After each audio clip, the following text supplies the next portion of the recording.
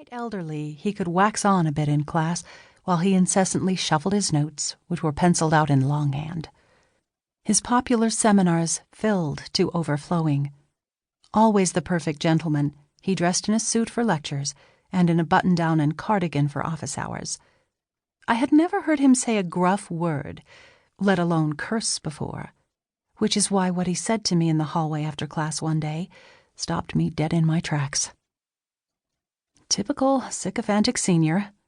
I worked up my nerve to ask him what he thought of my presentation on the metaphysical poet John Donne. No easy task, as my assigned poem was Donne's Sonnet 14. Batter my heart, three-personed God, for you, as yet but knock, breathe, shine, and seek to mend, that I may rise and stand, o'erthrow me, and bend your force to break, blow, burn, and make me new. I, like an usurped town, to another do, labor to admit you, but, oh, to no end. Reason, your viceroy in me should defend, but is captived, and proves weak or untrue. Yet dearly I love you, and would be loved fain, but am betrothed unto your enemy. Divorce me, untie or break that knot again, take me to you, imprison me, for I, except you enthrall me, never shall be free, nor ever chaste, except you ravish me. I gave what I thought was a brilliant analysis of the domination of rape imagery in the poem. I argued that the poem illustrated a classic subversion by the dominant patriarchy, whether it be the church, the priest, the male construction of God or Savior, of the threat posed by maternal power, or the feminine spiritus. I thought myself quite clever, but I wanted to hear his take before the grade was finalized. Dr. DeVoe paused, looked thoughtful, and then resumed walking. I kept pace beside him, expectant. Without missing a step, he said quietly, "It is an interesting reading of the poem, Miss Drake, and you obviously have command of the language.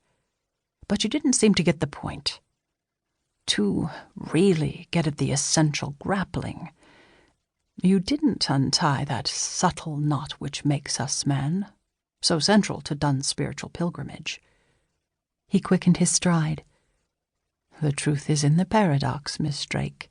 Anything not done in submission to God, anything not done to the glory of God, is doomed to failure, frailty, and futility. This is the unholy trinity we humans fear most, and we should, for we entertain it all the time at the pain and expense of not knowing the real one." "Huh?" I managed to puff, for Dr. DeVoe was a hard person to keep up with, physically and mentally. Dr. DeVoe stopped and looked at me hard. He leaned in and whispered, "The rest is all bullshit, Miss Drake. It's as simple as that.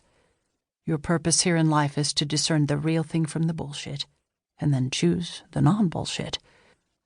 Think of the opportunity that God has given you to study as the means by which to attain your own personal bullshit detector. Sometimes that will be particularly difficult, because those who proclaim to know the truth, well-intentioned or not, are spewing the most bullshit. But you will know when you have been properly ravished, and then you'll see how the entire world is eyeball deep in it, and that we choose it, and that we choose it every day. But the good news is that although we struggle with it, there is a way out. Yes, there is a very worthy antidote and option to all the bullshit." I stood there agape as Dr. DeVoe strode away. I had no idea what he had been talking about, or that he could even talk like that. I was not sure if I should be offended or not. Yet something went off far in the back of my mind. Or was it my heart?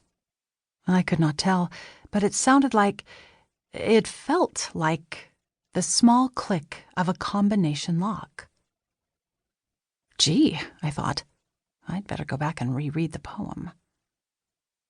And then I thought, to my great